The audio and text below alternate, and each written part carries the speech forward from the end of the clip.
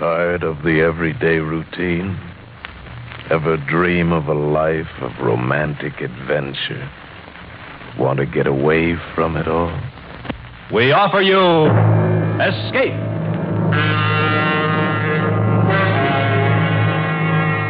Escape, designed to free you from the four walls of today for a half hour of high adventure. Tonight we escape to a lonely lighthouse off the steaming jungle coast of French Guiana and a nightmare world of terror and violence, as George Toulouse describes it in his hair-raising tale, Three Skeleton Key.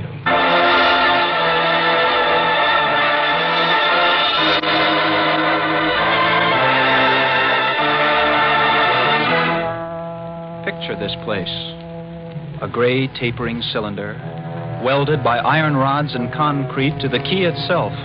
A bare, black rock, 150 feet long, maybe 40 wide. That's at low tide. At high tide, just the light, rising 110 feet straight up out of the ocean. And all about it, the churning water. Gray-green, scum-dappled, warm as soup, and swarming with gigantic bat-like devilfish, great violet schools of Portuguese man-o-war, and, yes, sharks, the big ones, the 15-footers. And as if this wasn't enough, there was a hot, dank, rotten-smelling wind that came at us day and night off the jungle swamps of the mainland. A wind that smelled like death. Set in the base of the light was a watertight bronze door. And in you went, and up. Yes, up and up, and round, past the tanks of oil and the coils of rope, cases of wicks, racks of lanterns, sacks of spuds, and cartons and cans, and up, and up, and up, round and round. Over the light storeroom was the food storeroom, and over the food storeroom was the bunk room where the three of us slept, and over the bunk room was the living and cooking room, and over the living and cooking room was the light.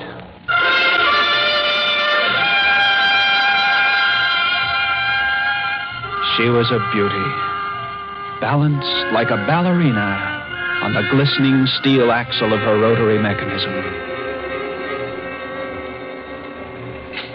At night, you'd lie there on the stone deck of the gallery with the light revolving smoothly and quietly over your head, easing her bright white eye 360 degrees around the horizon.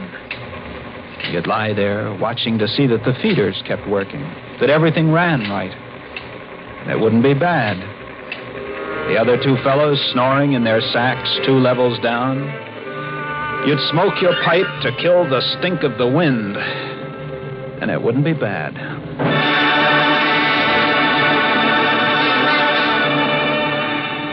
About those other two, Louis and Auguste, what a pair. Louis, he was head man, was a big fellow from the Basque country, black beard, little hard black eyes, and a pair of arms that, I tell you, those arms were as big around as my legs. Yes, head man he was, and what word he let go was law. Silent fellow, and although I spent my first 2 weeks trying to strike up a real conversation, the most I could ever get out of him was... I took up this profession because I don't like people. They talk too much. It's quiet work, light tending. Let's keep it that way. You're getting to be as bad as Auguste. I thought maybe for once they'd send me somebody that was who would Louis. keep his mouth. And when he accused me of becoming like Auguste, I quieted down, because Auguste was the talkingest man I've ever met. The talkingest and the ugliest. He was hunchbacked, stood 4 feet high, had red hair and big blue eyes. It seems he'd been an actor in Paris. Over 200 different productions, dear boy, at the Grand Guignol. Oh, but it was monstrous, horrible. The way we used to scare the audience, I was hated. Yes, they used to throw things and hiss and bare their teeth at me. Finally, it got too bad. I couldn't stand it any longer. I gave up the theater. My nerves, you understand, yes, gave it up completely. I really did. I couldn't. It all started one morning at 2:30. I was on watch, lying on the cool stone deck, pulling on my pipe, staring out at the blackness, the phosphorescent combers and the big yellow stars, when, out of the corner of my eye, I noticed something show up for a second, something the light had touched, far off. I waited for her to come around again, and when she did, there it was. A three-master, a big one, about a half-mile off, and coming down out of the north-northwest, coming straight for us. You must understand, our light was where it was for a very good reason. Dangerous submerged reefs surrounded us, and ships kept clear. But this one, this sailing vessel, was coming straight on. I went over to the gallery door and yelled down. Louis!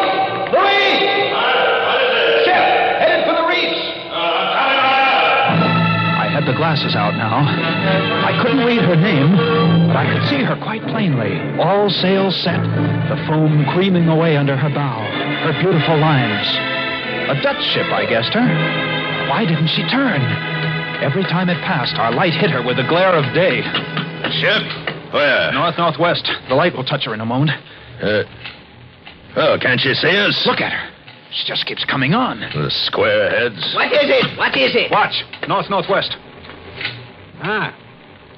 I know what it is. What? The Dutchman, the Flying Dutchman. We did a play about her. What a performance. You ghastly galleon, hag-ridden, curse-driven, must-on... shut up, will you? She's luffing. Yes.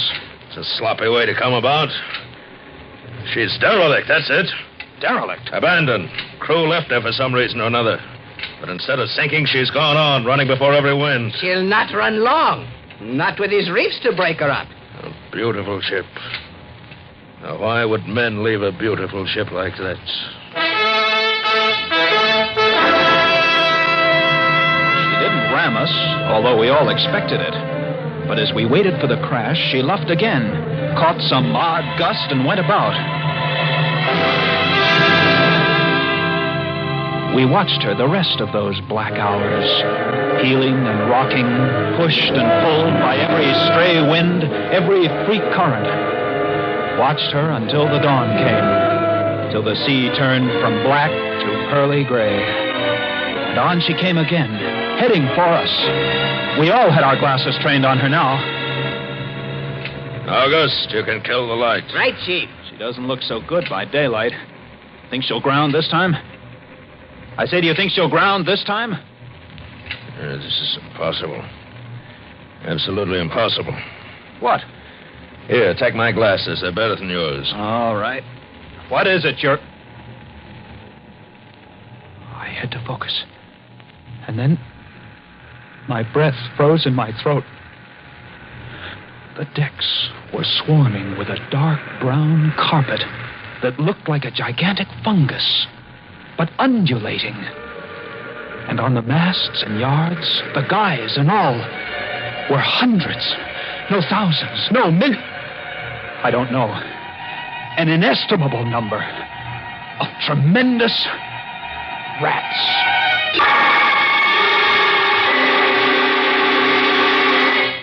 See them? Yes, I see them. Now we know why she's derelict. Yes, now we know. What are you two doing? Here, give me a look. Yes, give him the glasses. Take a good look, chatterbox. Give you something to talk about. She's still heading for us. Yes. If she's going to turn, she'd better turn soon. Suppose she doesn't. You mean suppose she piles up on the quay? It's low tide. Yes, it is. Well, where's all the conversation, August? Huh? Here, you want the glasses again? You want another look? No, No. She's still coming on. Go away! Go away! Turn, will you? Turn, I say! I pray you turn.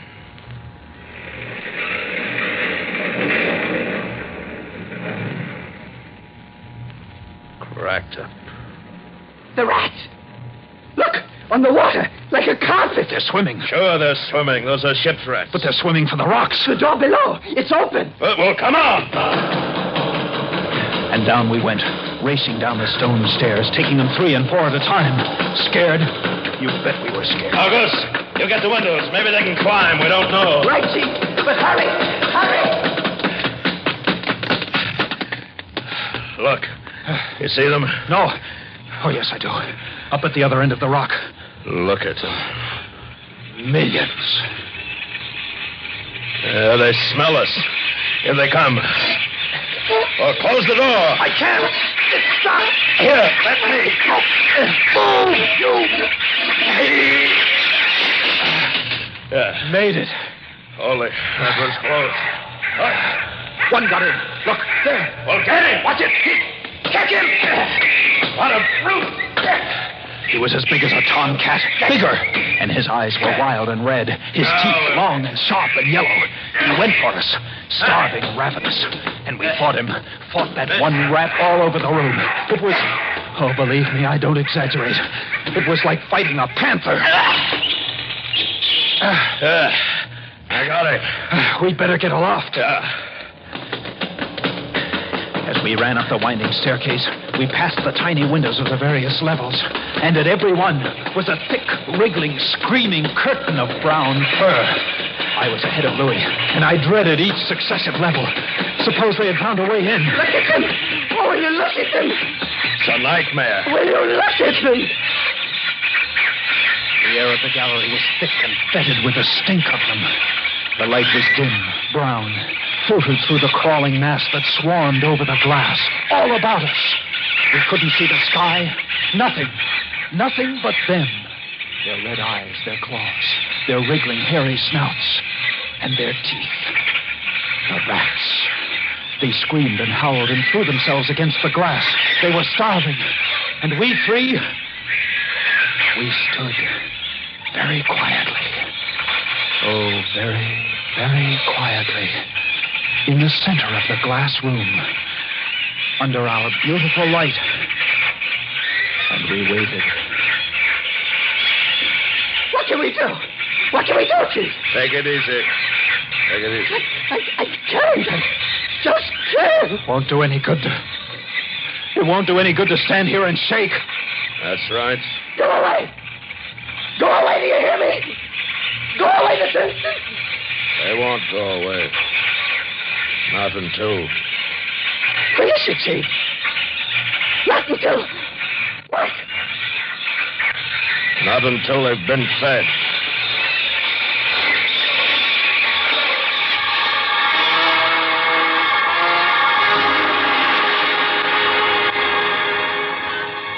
You can take just so much horror, and then you get used to it. And they were interesting to watch, you know.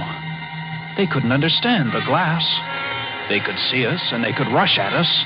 But that thin, invisible barrier held them off, stopped them. From time to time, we caught a glimpse of the rocks below.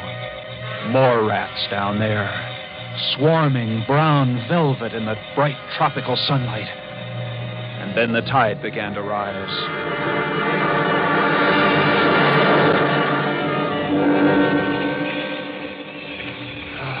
If only it had drowned some of them. Ship's rats don't drown. No, sir. You can't drown one of them. They're all climbing up the tower. This bunch around us is getting thicker. Say, what's the time? 6:15. You've got first watch, Sean. Right. Wake me at 10. I will. Come along, August. It was getting dark. One side of the room was lit a soft, filtered red. Sunset through the rats. Oh, very pretty. I set the wicks, checked my fuel, and then lit the lamp. It caught them, lit them in their gigantic wriggling web of pale, hairless bellies, twitching red tails, bright eyes. And then I started the rotary motor. The light drove them mad. As she swung slowly and smoothly about, she blinded them in the fierce stabbing bar of light, moving continually about, ever turning, ever touching, ever moving around and around. And they, twitching and shuddering, eyes flaming when they were struck by the light, the bright light moving. And behind, on the dark side of the room, so close, I dared not turn my back. But you can't help turning your back when you're in a room made of glass. On the dark side of the room, you couldn't see them, but only their eyes. Thousands of points of blank red light, blinking and twinkling like the stars of hell. And when I came up into the gallery early the next morning, there stood Auguste, his back to me. He was bowing to the rats, waving his arms and making a speech. Dear audience, I am going to play once again that magnificent role which made me the toast of the Paris theater. Prelotti, the evil genius of the medieval underworld. I am he who did guide the dark soul of Maréchal into the nether. I stood staring at him, horror-struck. But he didn't notice me. The man had gone mad. He kept turning, telling his stories to all the rats, leaving no one out. Auguste! Auguste! Another one, a late comer. Take a seat on the aisle, dear patron. Stop it. Gingeray, the blood-stained monster, was my partner in iniquity. He went on, bowing and scraping to the rats, his big blue eyes rolling and winking, his wild red hair waving about him. I grabbed him by the arms and slapped his face. He looked at me like a child, and then his face screwed up. He looked as though he were about to cry. Go below. Go on. Oh, very well, then. Later, my dear audience, later. Matinee today. Sure, he was crazy. But I guess we all were. A few hours later, he came back up and caught Louis and me teasing the rats. Yes, sounds horrible. It was fun. We would get right up against the glass and make faces at them. It drove them crazy. They would scratch away, trying to get at our eyes. Louis was even cuter about it. He'd pull a piece of bread out of his pocket and press it against the glass. The rats would scramble into a solid ball, biting each other, clustering like grapes.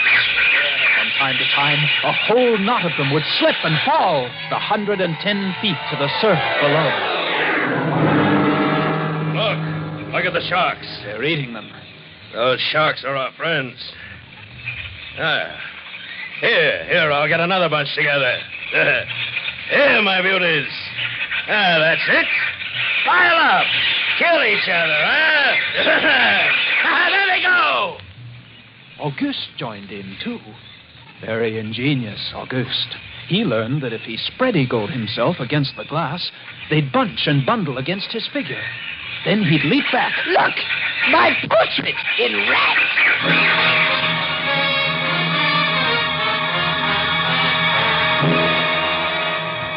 It went on all day. And then I was lying in bed. It was about midnight. I was very tired, and I was just beginning to fall off to sleep when I became conscious of a new sound. I couldn't figure it at first. I got up, lit the lamp, and went to the window. Even as I looked out, I saw one of the panes begin to sag in. They had eaten the wood away. Louis, come quick! What is it? They found a way in. I held the glass with my hand. Now they were all going crazy, and assured of the success of this maneuver, were all nibbling away at the wood. Louis ran below and then returned with a large sheet of tin. We spread it against the window and hammered it into place. Even as we did so, we felt the heavy bodies thudding against the other side as the window gave way. There. That ought to hold. If it doesn't, we're done for. Rats can't eat tin. No, they can't. But what was that? I don't know. Came from below. The storeroom window.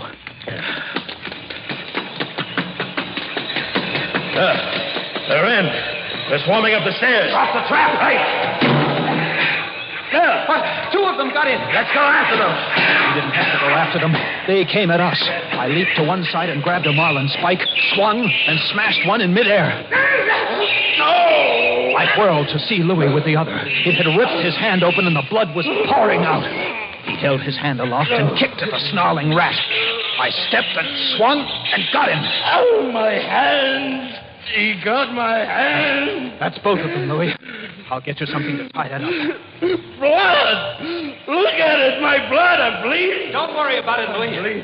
Here. I'll wind this kerchief around it. It'll be okay. There. There, that's not bad. Just the flesh. And then I became conscious of a new sound. They were gnawing their way through the wooden trapdoor. I watched the wood, fascinated. And even as I did, it began to give way. And a bristling, whiskery nose showed through. Louis, we've got to go up!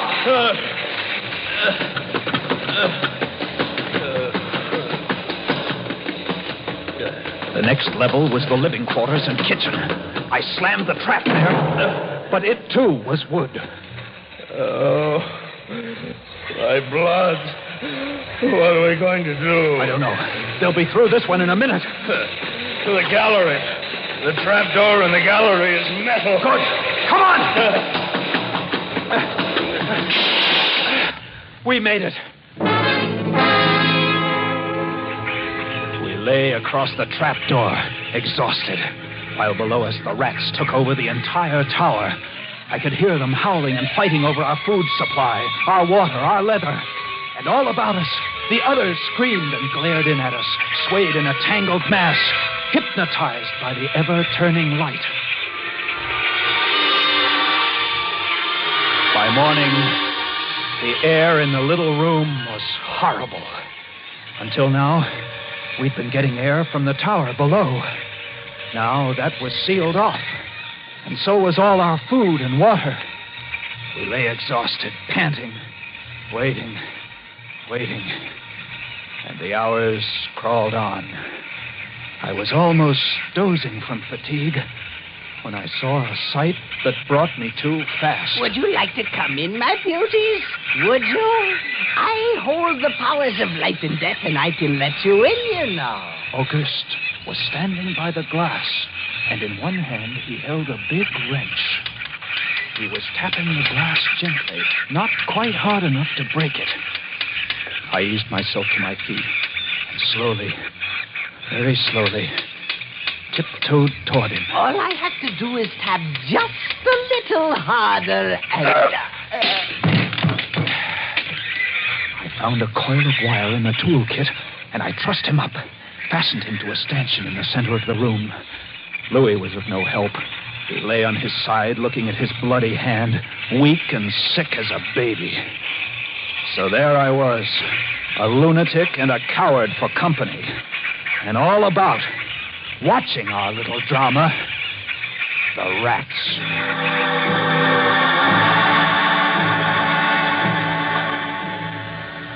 The day dragged by. The supply boat wasn't due for another 12 days. I don't know what they could have done if they had come. And we had only one way of summoning them. That was to shoot off distress rockets. But the rockets were 4 floors below. And even if they'd been right there in the gallery, I couldn't have opened a window to fire them.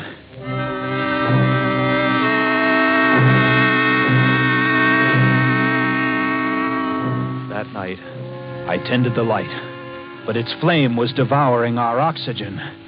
The following day, we lay thirst-tormented, starving, waiting. And the following night, I again tended the light. But the small supply of spare wicking we kept in the gallery had become exhausted. And quite suddenly, at about midnight, the light went out. There was nothing I could do. Wicks were stored 3 levels below. Nothing I could do. Nothing. From time to time, I'd strike a match to see the clock.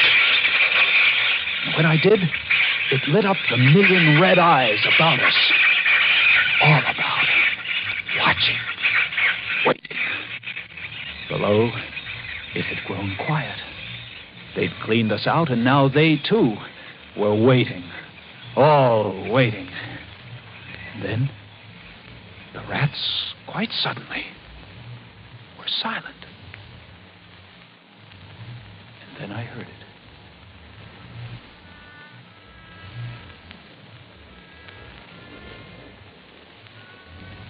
And then I saw the sky and the stars. The rats were gone. I went to the glass. Out there on the water, a small freighter, a banana boat, showing a few lights, came softly and innocently towards us. Our light was out. They didn't know. I wanted to open the windows, to call out to them, to warn them somehow. But I was afraid.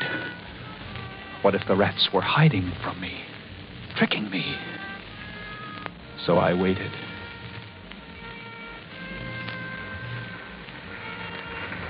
She grounded very softly on a reef not 200 yards from the quay. Grounded so gently that the man playing the cornet, was he a passenger, crewman, off watch, didn't even stop playing. They tried washing her back off. I could have told them to save their fuel. The tide was rising, would have floated her free. And I waited.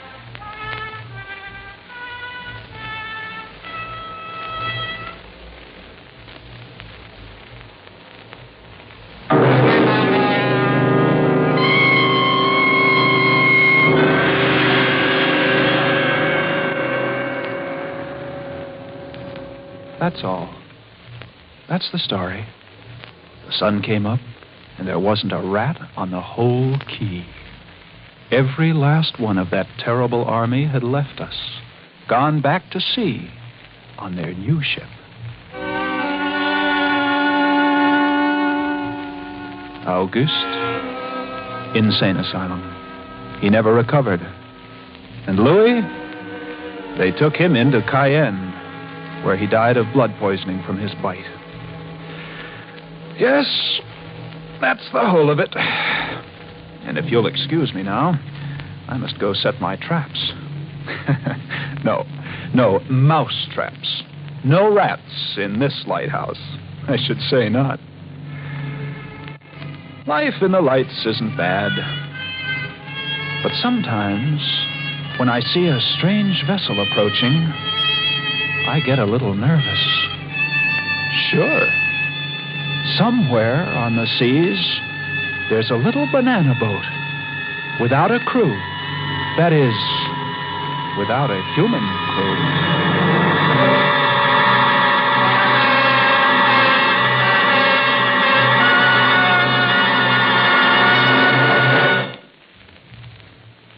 Escape is produced and directed by William N. Robeson. Tonight we have presented Three Skeleton Key by George Toulouse, adapted for radio by James Poe. Featured in the cast were Elliot Reed as Jean, Bill Conrad as Louis, and Harry Bartell as Auguste. Special music was arranged and conducted by Del Castillo. Next week. You are standing on the deck of a ship headed on an illegal mission to Central America. Before you, holding a gun in your stomach, is a desperate man who has just given you the choice between being killed or becoming a murderer yourself.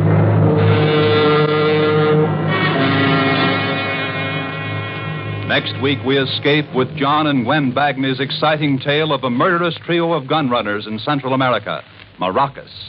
Goodbye, then, until the same time next week, when once again we offer you Escape.